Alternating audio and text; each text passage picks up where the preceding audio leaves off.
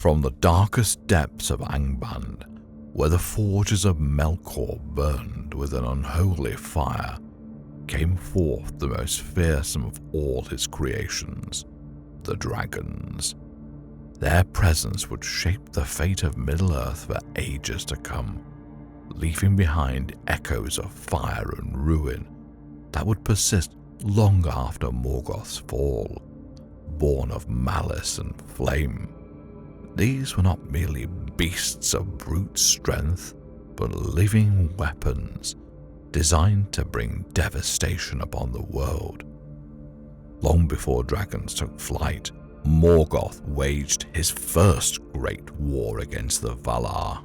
In the War of the Powers, he was cast down and imprisoned in Aman for 3 ages. But evil does not sleep, it waits. Upon his release, he betrayed the Valar, stealing the Silmarils and fleeing back to Middle-earth. There, he rebuilt Angband, forging new horrors in preparation for a war unlike any before. The Noldor, burning with vengeance for his crimes, pursued Morgoth to Beleriand. Thus began the Wars of Beleriand, a brutal struggle that spanned centuries. The elves, undaunted, laid siege to Angband for nearly 400 years, confining the Dark Lord within his fortress. But Morgoth, ever cunning, knew that sheer force alone would not be enough to break their grip. He required a new weapon, one that could strike fear into the hearts of even the most valiant warriors. Thus, the dragons were born. Though the First Age saw their power at its peak, whispers of their presence lingered throughout history. Some were slain, some vanished, and some, perhaps, retreated beyond the known lands, waiting in the shadows of time. Today, our journey beyond the known stories of Middle-earth takes us to a time when dragons were not yet relics of the past, when their fire still burned and their wings still cast shadows upon the world. Most believe these ancient terrors were lost to history, their kind vanishing with the passing of ages. But what if that were not so? What if, in the hidden corners of the world, they had endured? What if the great beasts of Morgoth were merely waiting for the right moment to return? The dragons of Middle-earth were not of a single kind. They were beings of raw destruction, yet their forms varied. Some breathed fire, reducing entire cities to smouldering ruin, while others killed with cold malice, their sheer size and might enough to crush empires.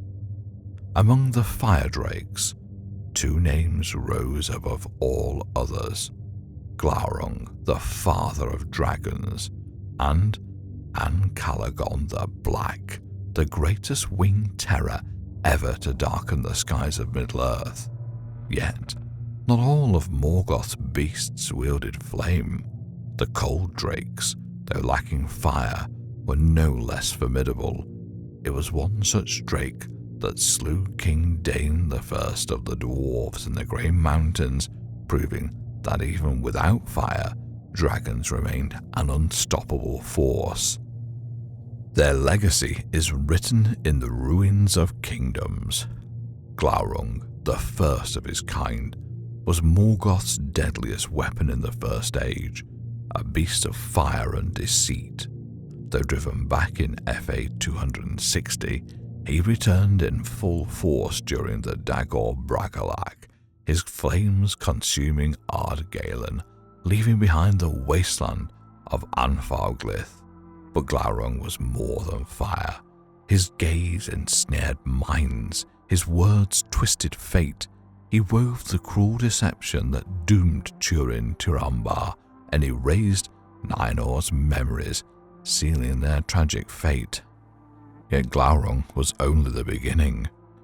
In the final days of the First Age, Morgoth unleashed his last and greatest horror, and Calagon the Black. Vast-winged and all-consuming, he led Morgoth's final assault against the host of Valinor, shaking the heavens themselves. For a moment, it seemed the mightiest of elves and Maiar would fall, but from the skies came Erendil the Mariner, sailing upon Vingilot, his ship blessed with the light of a Silmaril. In a battle that raged across the heavens, Erendil slew Ancalagon, casting him down onto Thangorodrim, his ruin shattering the peaks and marking Morgoth's final defeat. With their master overthrown, the dragons were left leaderless. The Valar scoured Angband, purging its darkness, leaving the great beast scattered and broken. Their dominion was undone, their fire dimmed, but not extinguished.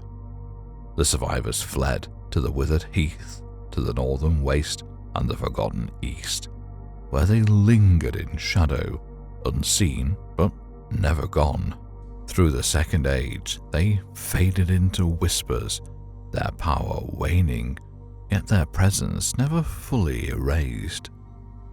By the Third Age, dragons stirred once more. The dwarves, ever drawn to gold, ventured too close to forgotten horrors, and dragonkind awoke again.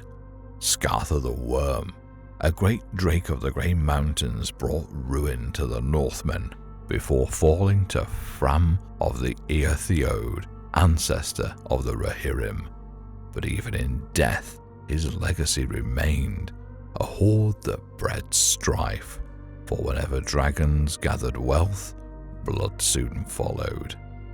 Yet it was not Scartha who would define the Third Age. That title belonged to Smaug the Terrible, chiefest and greatest of the calamities. In TA 2770, he descended upon Erebor like a storm, a fiery maelstrom of destruction. The kingdom under the mountain fell. Dale was reduced to embers, its people slaughtered or scattered. His hunger was insatiable, his greed boundless. For 171 years, Smaug ruled unchallenged, his shadow darkening the north. Yet, for all his might, Smaug was alone, or so the world believed. His death was seen as the final page in the long and ruinous history of dragonkind, a story that had begun with Morgoth's great beasts in the First Age and ended, at last, with the fall of the last great fire drake. But history is not always so neatly concluded, nor is it written with the full truth. Even Gandalf, in all his wisdom, never spoke with certainty on the fate of dragons. When revealing the true nature of Bilbo's ring, he uttered a line that lingers with unsettling possibility. It has been said that dragonfire could melt and consume the rings of power, but there is not now any dragon left on earth in which the old fire is hot enough. Not now, he says, but what of those who did not rely on fire? There were cold drakes, wingless and breathless, creatures of raw destruction.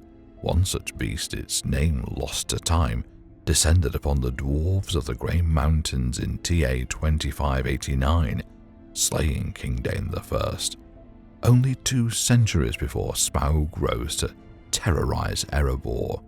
That dragon was never recorded as slain, nor were all its kind. And there is also the 4 of the 7 dwarven rings were consumed by dragonfire. The destruction of these rings was never recorded in precise detail, but if they were still in dwarven hands through the Second Age, then their ruin most likely came late in that age or in the early Third Age, a time long after Ancalagon's fall, long after Glaurung's death. This means that powerful dragons still roamed Middle-earth, even as Sauron built his dominion in the east, even as Gondor's strength reached its peak. And if they lived then, could they not live still?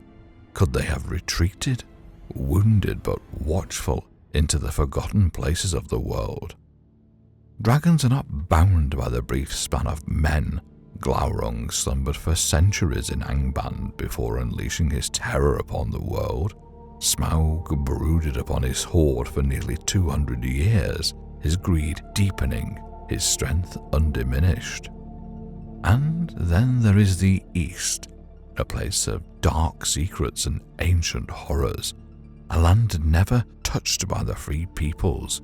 Could it not have been a refuge for dragons, beyond the reach of those who would record their passing?